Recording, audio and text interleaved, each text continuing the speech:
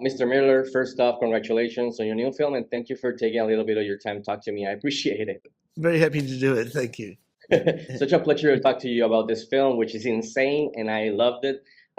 With this film, you've been telling amazing stories set in the wasteland now for 45 years. So I wanted to ask you, as a storyteller and a director, what's your favorite aspect or characteristic of the wasteland, and how is this setting more relevant now than back in 1979? Well, it's basically a good question because I often wonder why that's the case, and to the extent that I can explain it's because I think it's a world which in a sense is a reduced world, in the same that the American Western was a staple of cinema for almost all from the very beginning in the silent era. And basically, they were allegorical stories. They were stories that the world was much, in a sense, simpler in some often vast landscape, and where humans were operating in a much more kind of less less less complicated way. And I think that's the case with the wasteland. The French, when the first films came out, started to call them westerns on wheels, and I think that's why they have a lot in common with that way. And I find it very attractive because even though it's a dystopian world, and even though it's about the future, the behavior goes back to, let's say, medieval times, and with none of the kind of intricate complexities of the modern world. So the great thing about allegories is you can tell stories, I guess, in one way that are more simple. So you can get down to the kind of the roots and deeper down into the stories, and particularly through the conflicts. Really, what is more the essence of the characters. And definitely, this movie is set on wheels, definitely. So Yeah. I wanted to ask you, compared to Fury Road, Furiosa is a different beast in regards to how the actual story and how you're telling it. So I wanted to ask you, was this always part of the plan from the beginning, or did it change during the process? And looking back now, did you find it more challenging or easier telling Furiosa's story, or how you did it in Fury Road? Well, Furiosa, of course, it was written uh, before we shot Fury Road. We had to, in order to tell Fury Road, the story of Fury Road, which only happens over a short period of time, 3 days and 2 nights. This had to happen. This happens over 18 years. But we had to write Furiosa in order that we could understand all the elements, not only the characters, but how that world works.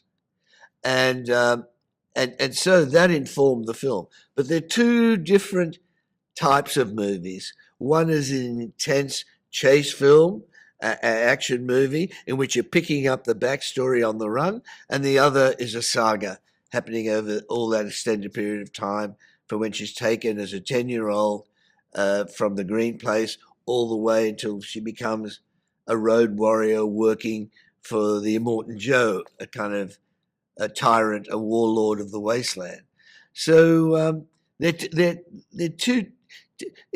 I guess they're two different exercises in a way. Still a lot in common with Fury Road. Still all the elements there, the same characters, the two stories butt together. But it is a different thing to take on. And I appreciate that they're different beasts, like we're talking, like what you're saying, and I appreciate that you mapped out everything before starting to do them. In the technical side of things, Mr. Miller, was there something, an action sequence, a stunt choreography, a camera shot perhaps, that you didn't get to do back in Fury Road, but that you actually got to do now in Furiosa? Well, it's really interesting. Fury Road was mainly storyboarded, and with some sequences that were prevised, that we and but back then, which was not quite a decade ago, we previs was fairly time consuming, and quite elaborate. On this film, we still did storyboards, but we did a lot more previs in a way, in a system devised by Guy Norris and one of his sons. Guy Norris is the second unit director and stunt coordinator. We've been working together one way or another for 41 years. And he basically, they devised a system of previs using the Unreal Engine that they called Proxy. And we adapted it for this, we called it Toy Box. And that allowed us to basically do the big action sequences in this. Let's say that Warwick sequence where Furiosa stows away, we were able to do that in a much more intricate way than we were ever able to storyboard or previs in the past. Not only we were able to determine where every vehicle was. It was a battle fought underneath the Warwick, in the cabin of the Warwick, on top of it, at the back, and in the air, and with various craft that people were sort of flying, which was still consistent with the wasteland. I mean, the resources, they were basically, without going into the detail of that, we were able to do that and also place all our cameras. And we couldn't have devised something which had so many dimensions just in the 2 dimensions of storyboards or just maps, because we were able to play it out in time. That was an incredibly useful tool on this film that wasn't available on Fury Road. And it looks amazing, because at one point of the film I was laughing, but I was laughing because I couldn't believe that you were upping your own stuff. I was like, okay, this is great. And then you did another thing. I was like, how did they do this? This is amazing. So before wrapping up, I just wanted to tell him that I appreciate his work since I was a kid, and I grew up on the original trilogy. So it's a treat to actually had the opportunity to go out and see a new film from you, sir. So it's been a pleasure, and thank you again for your time. Oh, thank you.